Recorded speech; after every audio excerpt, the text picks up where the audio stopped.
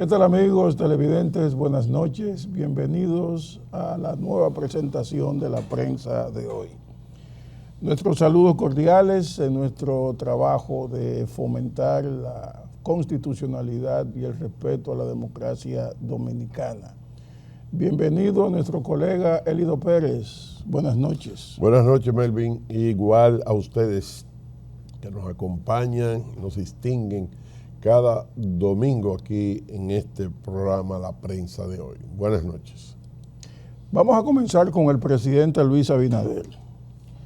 El jueves, día 11 de julio, ya vamos por mitad de año, un poquito más. Así es. El presidente Luis Abinader y todos los funcionarios electos en las pasadas elecciones del 19 de mayo recibieron su certificado de elección de parte de la Junta Central Electoral en un acto muy nutrido que se llevó a cabo en uno de los hoteles más importantes de la República Dominicana.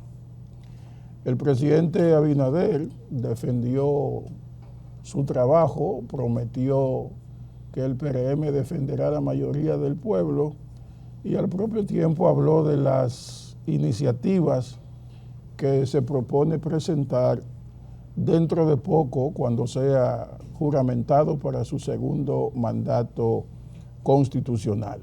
Veamos este breve discurso del presidente Luis Abinader. Quiero felicitar a cada uno de ustedes y expresar mi más profundo agradecimiento al pueblo dominicano por la confianza que todos nosotros el pasado 19 de mayo a través de su voto. Ese voto, que es el instrumento más poderoso y eficaz que existe en la democracia. Mi compromiso ante ustedes es firme. Vamos a continuar impulsando las reformas necesarias para abrir un nuevo tiempo en la historia de nuestra nación y dejar un legado de fortalecimiento democrático, consolidación de nuestras instituciones y un desarrollo sostenible que alcance al conjunto de todos los dominicanos y dominicanas. Y hoy quiero reafirmar aquí mi compromiso de asegurar que los recursos del Estado se utilicen de manera eficiente y en beneficio de todos los dominicanos. La escrupulosa honradez de los representantes públicos es esencial para que exista confianza y credibilidad en nuestras instituciones. Su trabajo y su dedicación han garantizado que el proceso electoral fuera transparente, justo y eficiente, demostrando una vez más que en la República Dominicana la democracia es sólida y se desarrolla con plenas garantías. Gracias por su integridad y por su compromiso con nuestra nación. La diversidad de opiniones y propuestas enriquece a la sociedad y la fortalece. Y las organizaciones políticas son una pieza imprescindible para canalizar la voluntad de los ciudadanos y representarles en las instituciones. Muchas gracias por su contribución a este proceso electoral y por el respeto con el que se ha desarrollado en todo momento.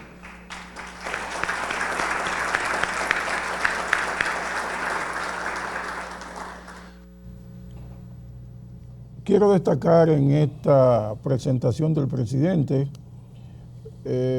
sus palabras relativas a que la integridad moral de los funcionarios es esencial para el manejo de los fondos públicos y echar hacia adelante la actividad oficial. Yo creo que esa es una parte muy trascendental y es la parte que se ha destacado en el ejercicio de este cuatrienio que culmina.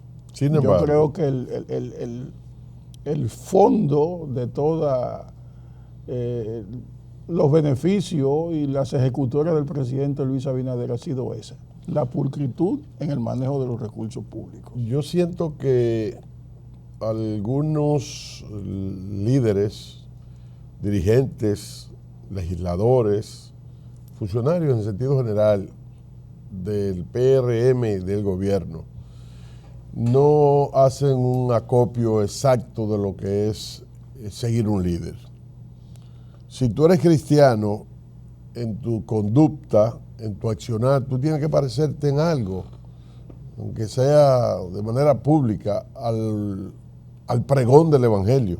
Claro, a la palabra si de tú Dios. eres PLDista, tú tienes que asumir, partiendo ahora del originario PLD, tenía que parecerte algo a Juan Bosch. Y de ahí la fortaleza incluso del PLD cuando surgió, que parecía un partido basado en reglas claras de moral, de ética, de administración transparente. Era monotemático en eso. En ese orden, yo siento que a pesar de la impronta y del legado que ha ido construyendo el presidente Luis Abinader, no veo así en muchos funcionarios del gobierno, legisladores, que quieran parecerse a lo que le está enseñando con acciones moralizantes el presidente Luis Abinader. Y hay que tener mucho cuidado porque podríamos desaprovechar el país ese gran recurso no visto antes de que un presidente se encargue tan personalmente de temas diversos y que quiera que avancemos, que se modernice, que se institucionalice el país. Podríamos correr el riesgo entonces de que solo él esté tocando afinado y que muchos de su orquesta desafinen.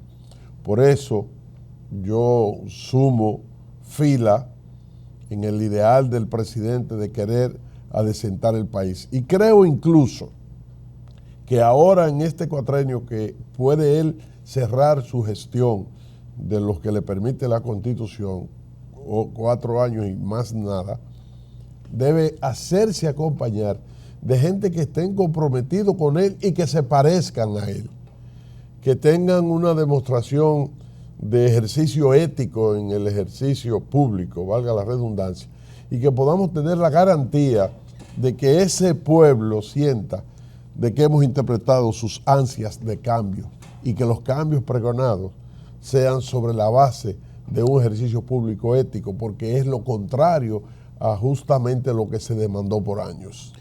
Es muy interesante esta parte que tú has abordado de que el presidente Luis Abinader no está siendo interpretado realmente por una parte de sus funcionarios en el sentido de que no se parecen a él. Esto puede dar lugar a malas interpretaciones cuando oyen a uno en esos términos y también puede crearle a uno ciertas enemistades porque nadie quiere ser aludido desde el gobierno como que hay una falta de sintonía con las directrices del mandatario, específicamente con las morales. Pero de todas maneras hay que establecer que la política ética del presidente Luis Abinader ha arropado al gobierno, pero hay funcionarios evidentemente que necesitan ponerse más a tono, sobre todo en lo que se refiere a la proclamación hacia afuera de esa conquista, porque esa es una conquista fundamental. Y es la diferencia entre la actuación del gobierno de Abinader y las anteriores administraciones.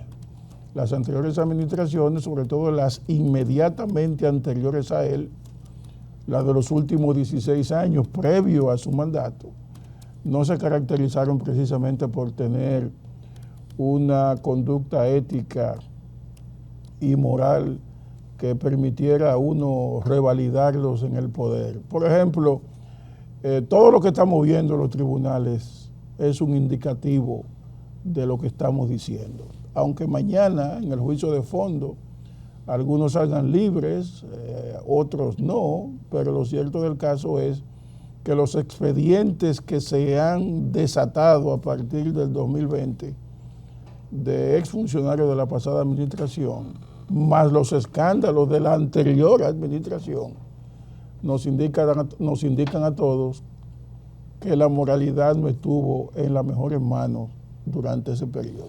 De este tema, por su importancia, vamos a seguir hablando en el próximo segmento porque ahora vamos a hacer una breve pausa comercial. Adelante, señor director.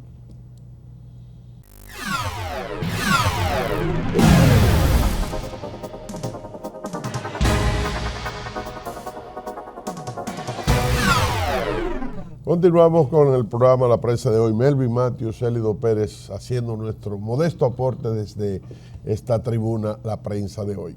Mira, cuando hablábamos de la decisión del presidente de interpretar como candidato lo que pedía la nación. ¿Y qué pedía la nación? Cese de la impunidad, persecución a la corrupción, y como bien apuntabas al final de tu comentario, se ha hecho. Ahora, ¿qué tenemos que cuidar los dominicanos?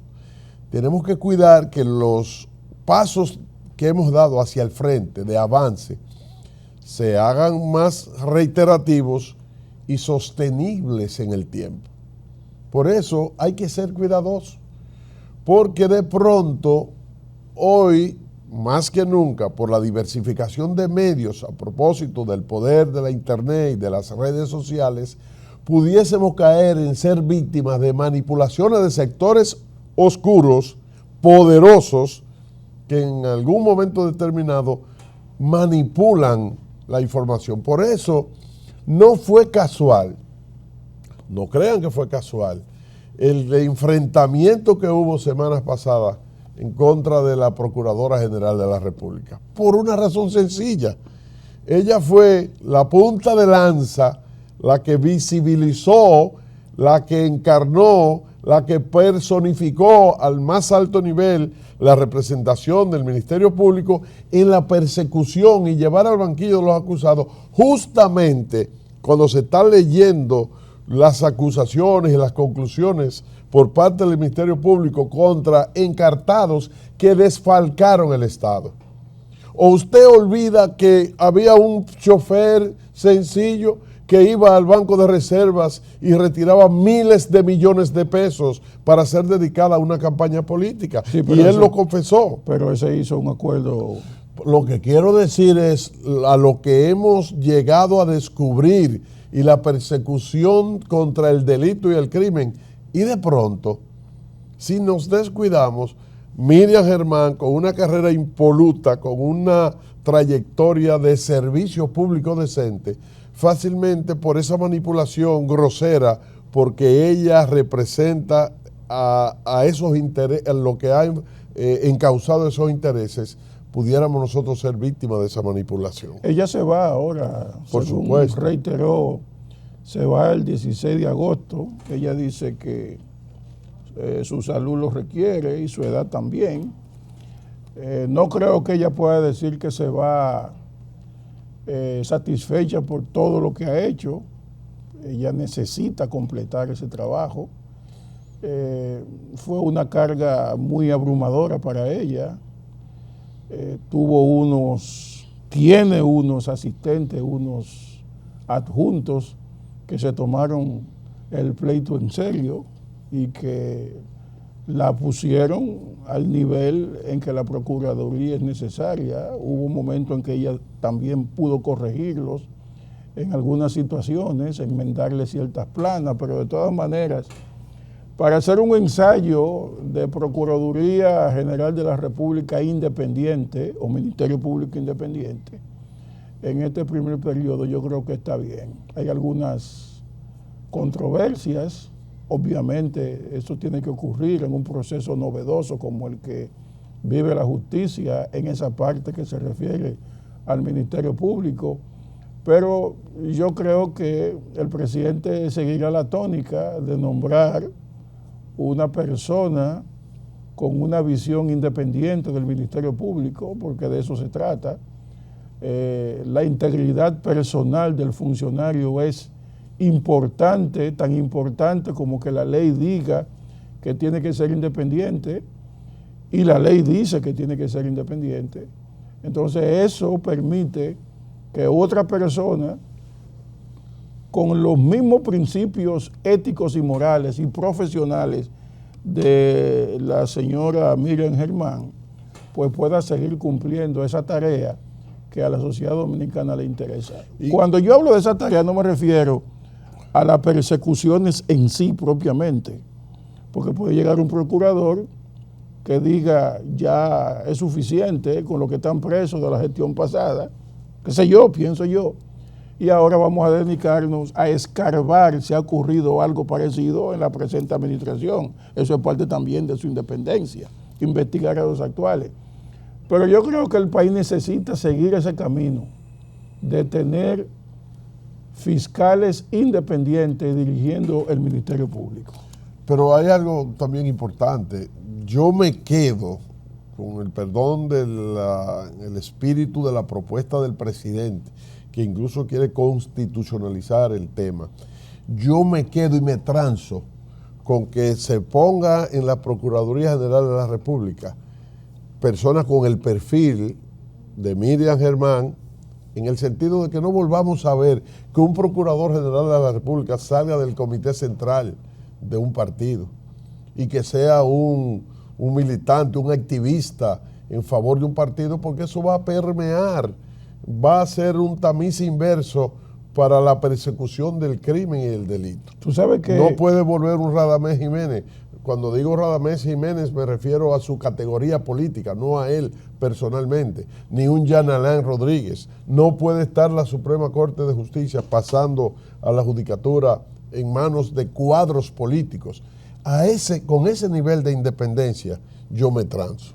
Yo quiero resaltar en ese sentido un comentario que hizo el expresidente del Tribunal Constitucional, el doctor Milton Rey Guevara, hablando precisamente de ese tema, de la Procuraduría General.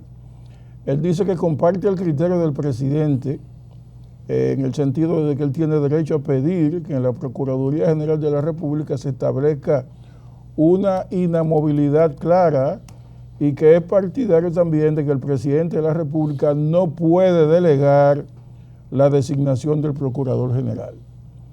Él explica que no es el Congreso ni el Consejo Nacional de las Magistraturas quienes elaboran la política criminal de un Estado, sino el gobierno, y eso es un órgano ejecutivo como es la Procuraduría General. Me parece... Afirmó que las consecuencias de esta decisión se están viendo de forma dramática y que deben establecerse mecanismos. Milton Rey Guevara es un jurista evidentemente con una formación solidísima, fue presidente del Tribunal Constitucional. Primer presidente del Tribunal Constitucional. Fundador. Entonces, hay que tomar en cuenta eso. ¿Hasta qué punto conviene que para la política criminal del Estado que el presidente delegue esa designación en otro? Yo pienso que eso es un tema. El enfoque de Milton Rey es correcto. Que debe ser discutido. La política de persecución del crimen y el delito del Poder Ejecutivo debe tener una resonancia, alguien que haga eco, que dé seguimiento, que interprete. No, que lo ejecute, porque ese es el trabajo del Ministerio Público. Por supuesto. De manera que va a ser interesante el seguir con este tema a propósito del que vamos a tratar a continuación en el próximo segmento, porque tenemos que hablar y referirnos a lo que está pasando con la discusión del Código Penal de la República Dominicana. Pero eso lo vamos a hacer después de esta pausa porque nos manda el director a que así lo hagamos. Regresamos.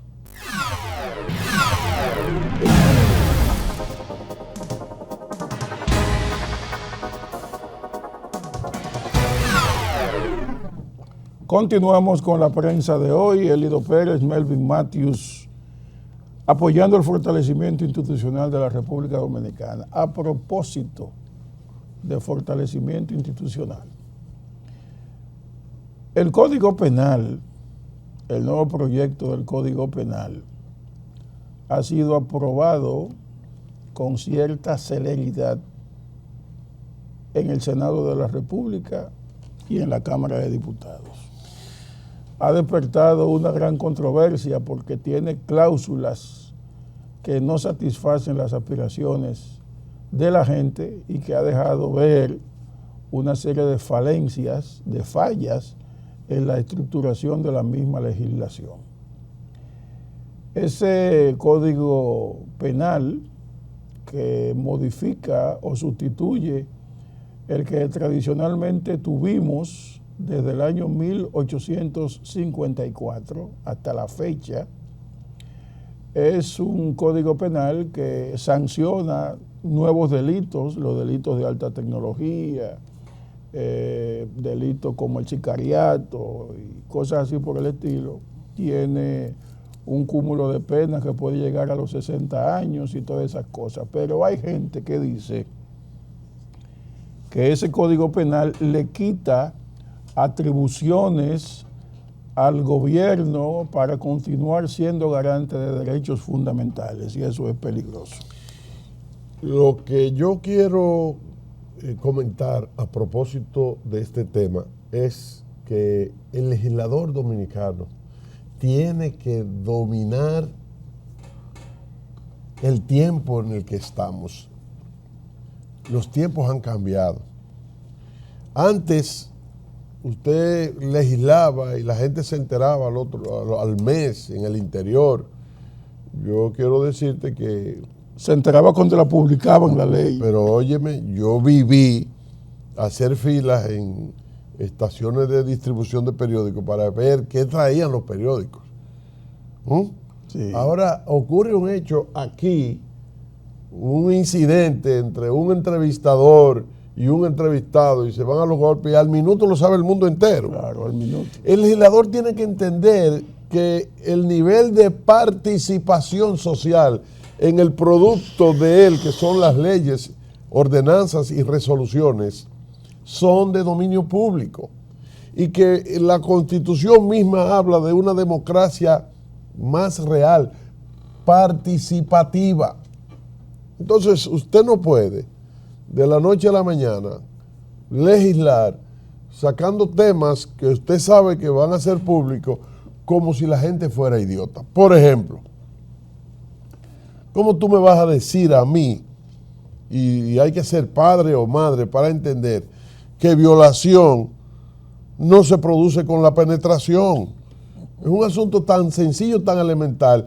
Tú coges, y lo voy a decir como debo decirlo, y crudamente, más a esta hora, domingo a las 9:30 de la noche, usted no puede, y quiero que los camarógrafos también oigan esto, usted no puede considerar que un enfermo, un pervertido, coge una niña o un niño contra su voluntad, y ahí comienzan los elementos constitutivos, además de la desproporción de edad, y te hace sexo oral, y tú coges esa niña o el enfermo pervertido y la acaricia y la violenta y le introduce dedos y le hace... La viola. Eso es violación. Entonces claro, no me pueden poner aquello tan sencillo para que podamos, señores, tener mecanismos de persecución, no solo de persecución, de llevar al banquillo del acusado a estos pervertidos que en la mayoría de los casos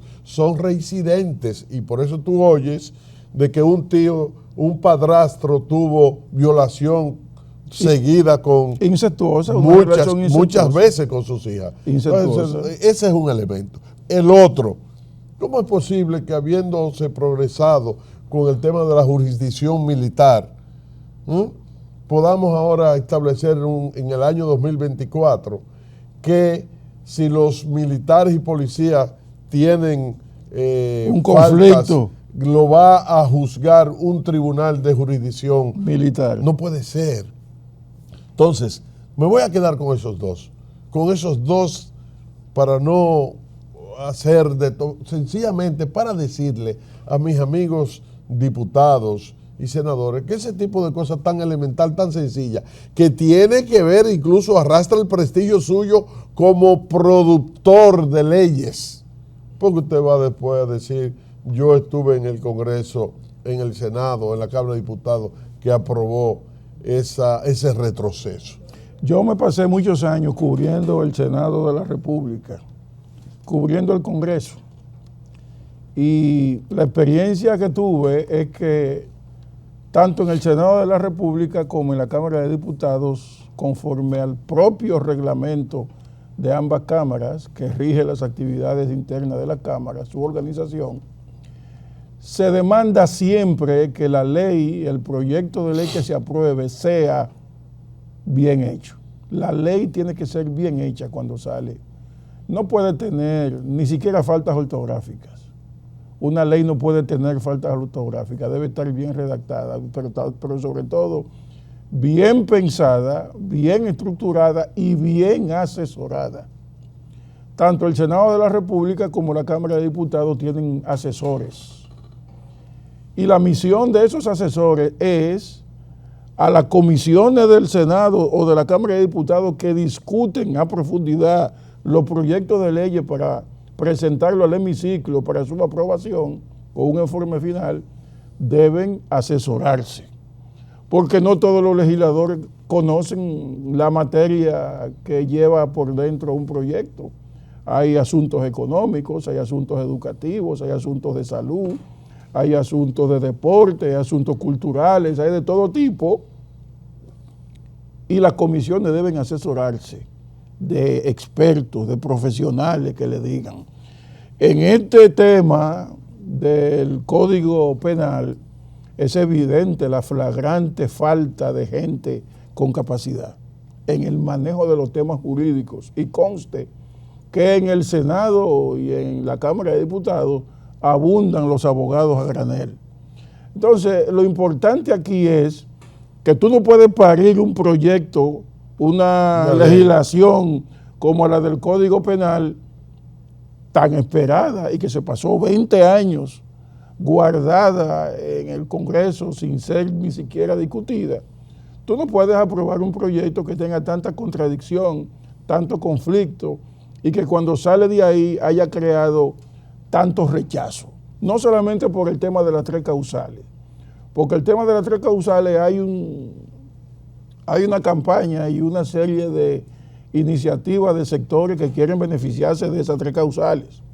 Hay un feminismo acentuado detrás de eso, y hay la gente que adversa el aborto y todas esas cosas, y busca la penalización. Ahora, la despenalización. Ahora bien, aparte de eso, hay temas dentro del Código Penal que los legisladores lo han maltratado, no lo han tratado bien, como eso que tú mencionas y otros más. Se necesita que el presidente Abinader devuelva eso al Congreso. Bueno, hay una novedad. Falta la segunda lectura en la Cámara de Diputados.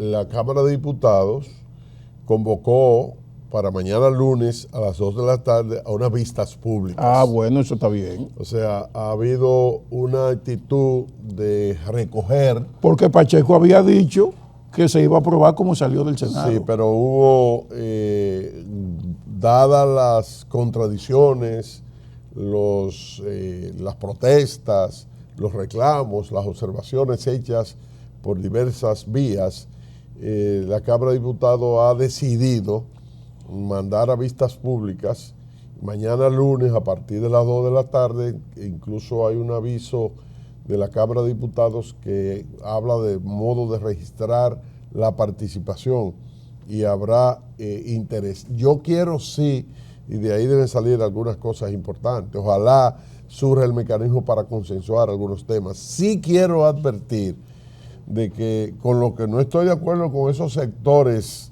radicales y sectarios que promueven agendas que sobre la base de la equidad de género quieren promover paralelamente en la niñez, porque sé de centros escolares en este país, en mi provincia, que le han dicho a los jóvenes: ustedes nacieron así, pero ustedes no están obligados a seguir así. Usted puede elegir el sexo que usted quiera.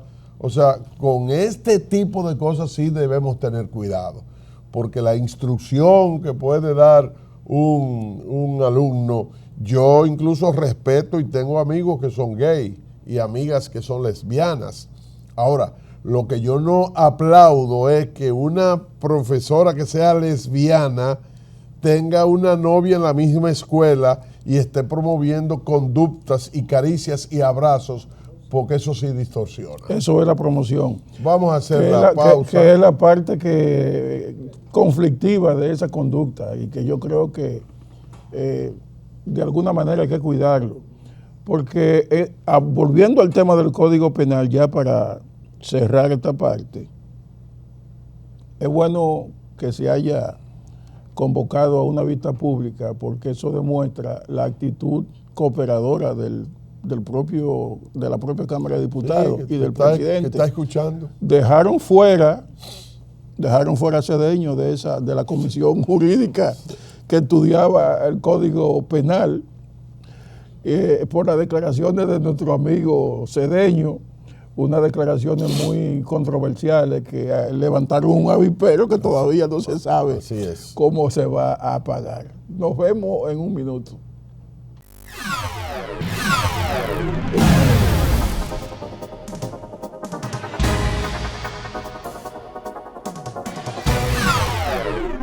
Seguimos con la prensa de hoy ya en su tramo final. Danilo Medina ha soltado un cohete dentro del Partido de la Liberación Dominicana, siendo presidente de la organización, expresidente de la República, su partido atravesando un proceso de discusión interna y preparándose para un congreso que ya inició. Ha dicho que él se va de la organización, pero para irse no tenía que anunciarlo, sino sencillamente irse. Eso me parece a mí como el preaviso para ver cómo reacciona la gente internamente, si yo me tengo que ir o si quieren que yo me quede.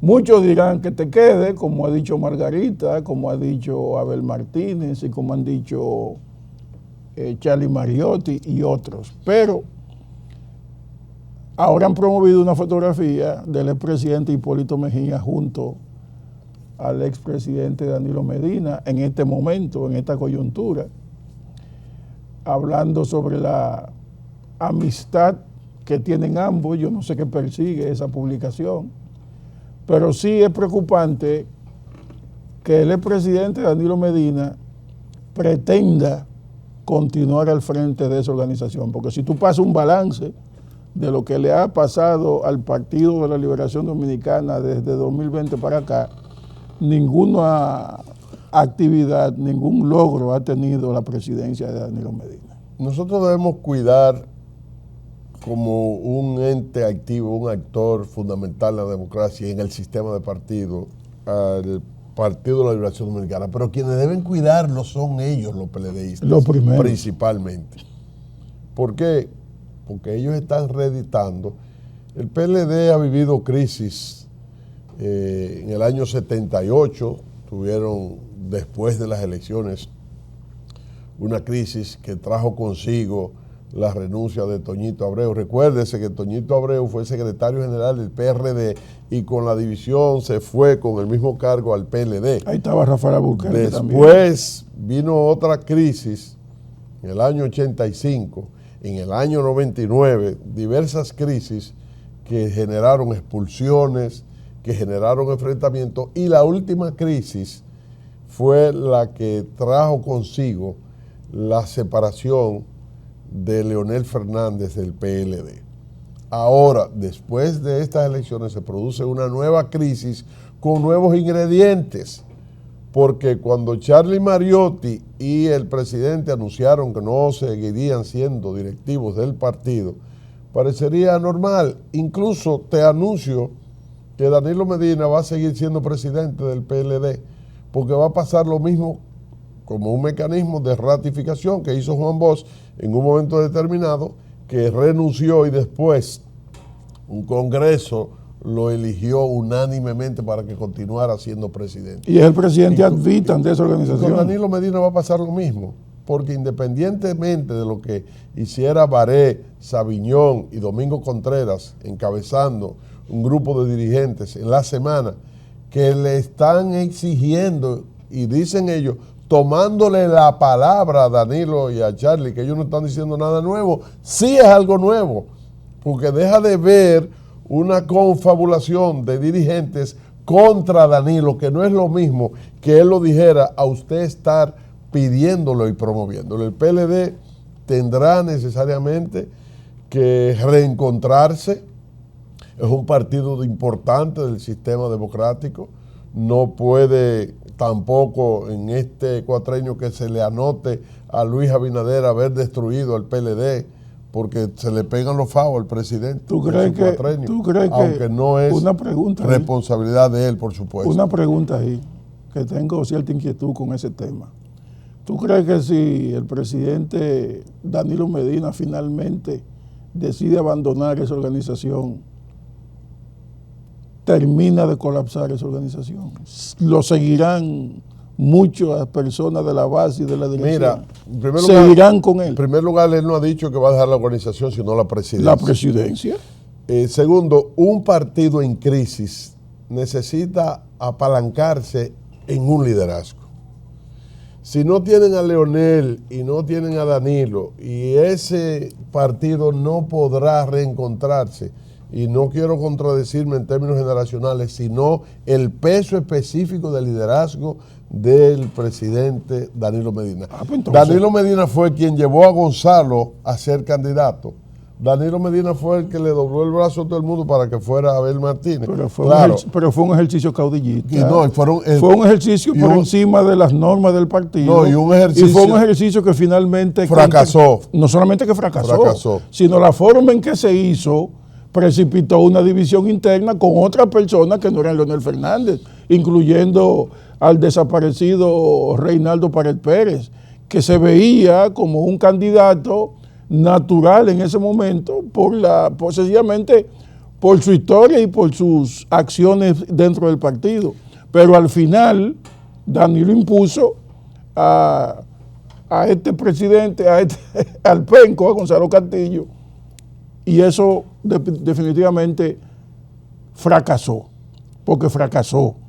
Entonces Danilo no se ha notado ninguna victoria desde No, yo hablo incluso... Y no se ha afirmado tampoco como líder, ha tenido las contradicciones y los rechazos de muchísima gente. Yo hablo de la realidad del partido, no de lo que debe ser. Lo ideal fuera que una nueva cosecha, ahora no con ese enfrentamiento público que encabeza Amarante Baré, sino fruto de un congreso. Un congreso que tome fruto decisiones, de la convención, que relance su partido, que se apuntale un nuevo liderazgo y que pueda generar eso. Ahora, la realidad es que Danilo, después de lo que anunció, andaba buscando, como en efecto ha logrado, que muchos dirigentes digan que no, que él tiene que seguir presidiendo.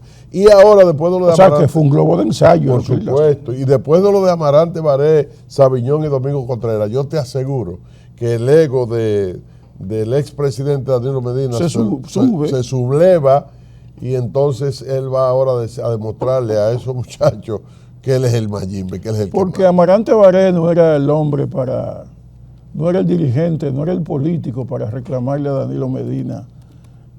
Yo creo que fue una jugada equivocada de Amarante Baré. Y de los otros dos también. No debieron apandillarse. En un momento donde el PLD lo que necesita son voces conciliadoras, reflexivas, y que puedan despertar en ese PLDismo que está por todo el territorio nacional la esperanza de que puedan volver al poder. Con esas señales le están demostrando que no vale la pena. Hay un congreso en marcha, y en ese sentido yo quiero destacar unas declaraciones que dio la ex vicepresidenta Margarita Cedeño. Ella dijo, apoyando a Danilo Medina y su permanencia como presidente de la organización, ella dijo que ese partido tiene que tratar sus temas internamente, que existe una proclividad a tratar los temas ante la opinión pública, en las redes sociales y en todo eso. Y yo creo que tiene razón, pero no solamente es el PLD el que acusa eso, el que acusa esa actitud súper transparente. Yo creo que son todos los partidos que llevan a la opinión pública cuestiones que deben ser tratadas por sus organismos de dirección. Porque hay temas que los partidos tienen que tratar internamente, antes de que la población lo sepa. Y los partidos tienen que convertirse en dejar de ser máquinas solamente que se activan en procesos electorales. Tienen que darle seguimiento a las agendas municipales. Las secretarías de asuntos municipales tienen que funcionar para que sus regidores y vocales en los ayuntamientos y juntas de distrito puedan ser útiles a lo que demandan sus respectivas demarcaciones. Tiene que darle más asistencia y seguimiento al producto que generan sus legisladores. Tiene que darle seguimiento a la formación política de sus cuadros. Para eso se le transfiere dinero del presupuesto nacional, para que a través de la Junta Central Electoral, para que sean estructuras fuertes y que en consecuencia estén en capacidad de hacer los aportes que necesita la democracia para igualmente estar fuerte. Hemos llegado al final de la prensa de hoy. Elido Pérez y Melvin Matthews les invitan a estar con nosotros la próxima semana y en el curso de esta por las redes sociales a que se contacten con la prensa de hoy. Nos vemos el próximo domingo. Buenas noches.